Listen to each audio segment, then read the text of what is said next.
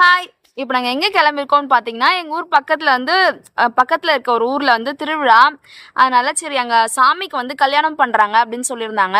அதனால் நாங்கள் அங்கே போகலாம் அப்படின்னு சொல்லிட்டு இப்போ பிளான் பண்ணியிருக்கோம். பாப்பா தூங்குறாங்க. அவங்களுக்கு ஸ்வெட்டர்லாம் போட்டு நல்லா ரெடி பண்ணியாச்சு. அவ்வளோதான், கோயிலுக்கு வந்துட்டோம். கோயிலுக்கு வந்தோடனே சாமி கல்யாணம் பண்ணி முடித்தோடனே ஊர்வலம் சுற்றி வர்றதுக்காக ஒரு வண்டி ரெடி பண்ணுவாங்க பார்த்தீங்களா, அந்த வண்டி செம்ம அழகாக ரெடி பண்ணியிருந்தாங்க. உங்களுக்கு பார்த்தாலே தெரியும்னு நினைக்கிறேன்.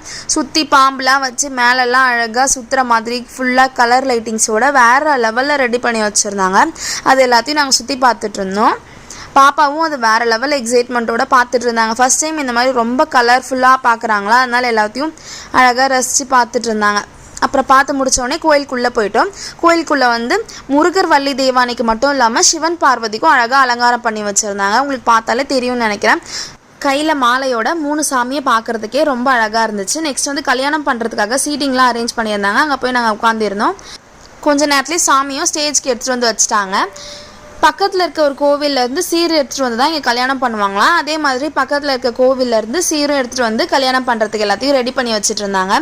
சீர் எடுத்துகிட்டு வந்ததுக்கப்புறம் முருகர் வள்ளி தெய்வானை கல்யாணம் பண்ணுறதுக்கு கையில் எல்லாத்தையும் ரெடி பண்ணிட்டாரு. இதுக்கப்புறம் வர கிளிப்பிங்ஸை ஸ்கிப் பண்ணாமல் பாருங்கள்.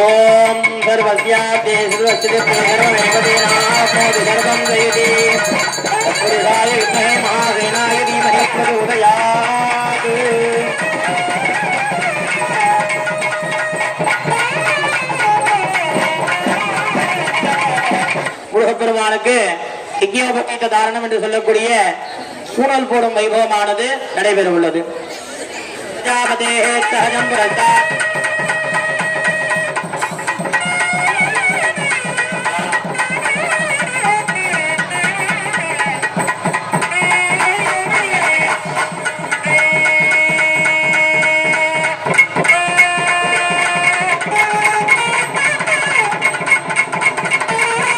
பள்ளி தேவசேனைக்கும் காப்பு கட்டி கல்யாணத்துக்காக காப்பு கட்டிக்க போறாங்க. அதுக்கான மந்திரங்களை சொல்லி சுவாமிக்கு போய் காப்பு கட்ட போறது.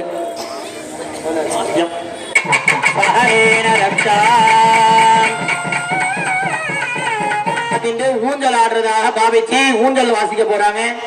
அது 2 வைபவங்களும் இப்ப அடுத்து நடக்க போறது. பார்த்து மாலைடுங்க.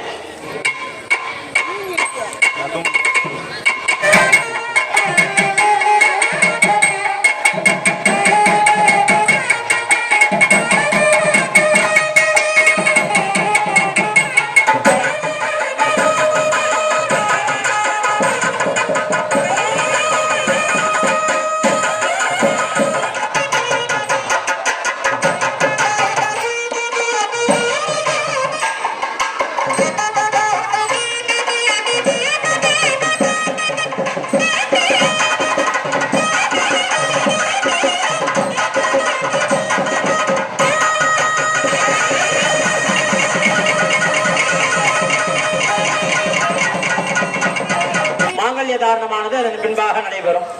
ஓம் நிவாசுவாசா பரிவீதாபாத் சௌஸ்ரேயான் பவதி ஜாயமானஹ. முருகப்பெருமானுக்கு முகூர்த்த பட்டானது சமர்ப்பிக்கப்பட்டது. சகல வாத்தியம்.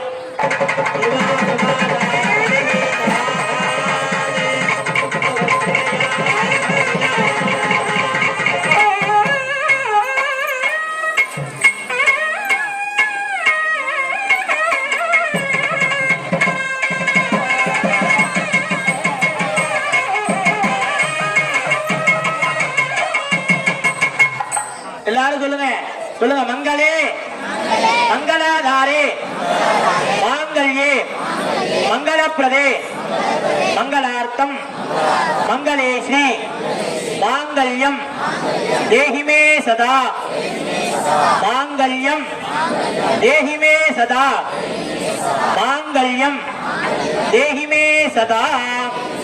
எல்லாரும் முருகப்பெருமான மனசார வேண்டிக்கோங்க. மாங்கல்ய தாரணமானது ஆக போறது.